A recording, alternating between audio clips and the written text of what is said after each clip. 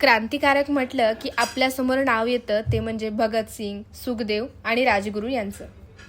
या 3 महायोद्ध्यांनी 31 मार्च 1931ला देशासाठी फाशी पत्करली.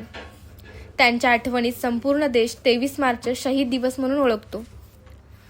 पंजाबमधील लोकांच्या जागृतीमुळे आपल्याला भगतसिंग यांच्याबद्दल त्रोटक तरी माहिती आहे. पण राजगुरू मराठी असूनही आपल्याला 4 वाक्यांच्या पलीकडे त्यांच्याबद्दल काही सांगता येणार नाही. नव्हे तर काही लोकांना हेही माहीत नसेल की राजगुरू हे मराठी होते. शिवराम हरी राजगुरू हे त्यांचं पूर्ण नाव. शहीद राजगुरू यांचा जन्म 24 ऑगस्ट 1908ला खेडमध्ये पुणे जिल्ह्यात झाला.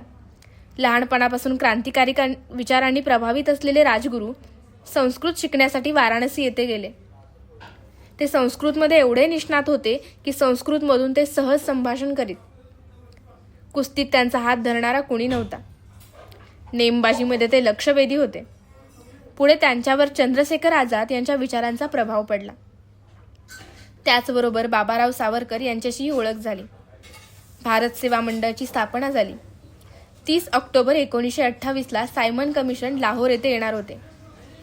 सुधारणांचे आमिष दाखवणाऱ्या कमिशनला हिंदुस्थानमधून विरोध होता. येथे होणाऱ्या निदर्शनात भाग घेण्यासाठी भगतसिंग, सुखदेव आणि राजगुरू हे तेथे पोहोचले होते. कमिशन लाहोरला पोहोचण्यापूर्वीच तेथे मोठी सभा झाली. यामध्ये प्रचंड जनसमुदायाने सहभाग घेतला होता. भारत माता की जय, वंदे मातरम, सायमन गो बॅक या घोषणांनी परिसर दुमदुमून गेला होता. यामध्ये अग्रस्थानी होते ते लाला लजपतराय. हा जमाव उधळून लावण्यासाठी इंग्रजांनी घोडदळ घुसवले, लाठीमार केला, चेंगराचेंगरी झाली. पोलीस अधीक्षक स्कॉटने लाला लजपतराय यांच्यावर लाठीने प्रहार केला. त्यांच्या हाताखाली असणाऱ्या सँडर्सनी सुद्धा एक तडाखा लावला आणि त्यात लाला लजपतराय घायाळ झाले, खाली कोसळले.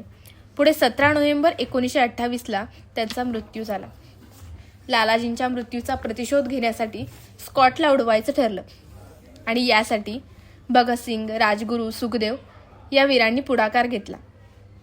स्कॉटला तर मीच उडवणार असं राजगुरू यांनी म्हटलं आणि मग स्कॉटवर पाळत ठेवण्यास सुरुवात झाली. 17 डिसेंबरला स्कॉट कार्यालयात आला आहे हे सांगण्यात आलं आणि दुपारी 2 वाजता सर्वजण शस्त्रसज्ज झाले. जयगोपाळने माल हलवून स्कॉट आतच असल्याचा इशारा केला, परंतु तो स्कॉट नव्हता, तो सँडर्स होता. सँडर्सने बाहेर येऊन मोटारसायकल सुरू केली आणि जयगोपाळने पुन्हा इशारा करताच राजगुरूंनी पुढे झेप घेतली. राजगुरूंनी स्कॉटला पाहिलेच नव्हते. सँडर्स पाहताच भगतसिंग जोरात ओरडले, अरे हा स्कॉट नव्हेच. परंतु राजगुरूंना भगतसिंगांचे बोलणे ऐकूच गेले नाही. त्यांनी रिव्हॉल्वर रोखले, मन एकाग्र केले. धाड एकच आवाज निनादला आणि सँडर्सला कपाळावर बरोबर मध्यभागी गोळी बसली आणि तो मोटारसायकलसह खाली कोसळला. फितुरी ही हिंदुस्थानला लागलेली कीड आहे. सर्वच योद्ध्यांच्या नशिबी आलेला एखादा फितूर असतोच.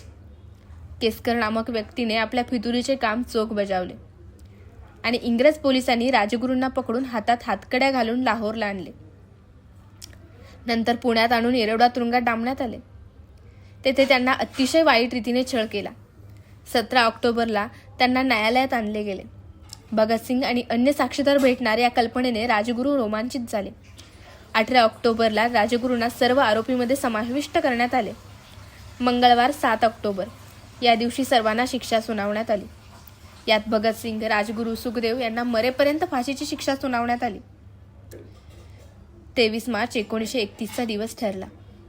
भगतसिंगांच्या उजव्या बाजूला राजगुरू तर डाव्या बाजूला सुखदेव होते. तिघांच्या फाशीची स्तंभाकडे वाटचाल सुरू झाली. तिघांच्या चेहऱ्यावर शांत आणि प्रसन्न भाव होते.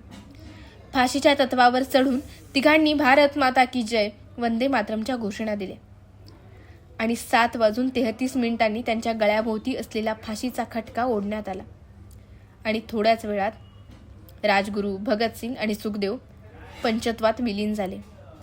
ते हुतात्मा आणि राष्ट्राच्या इतिहासात अमर झाले.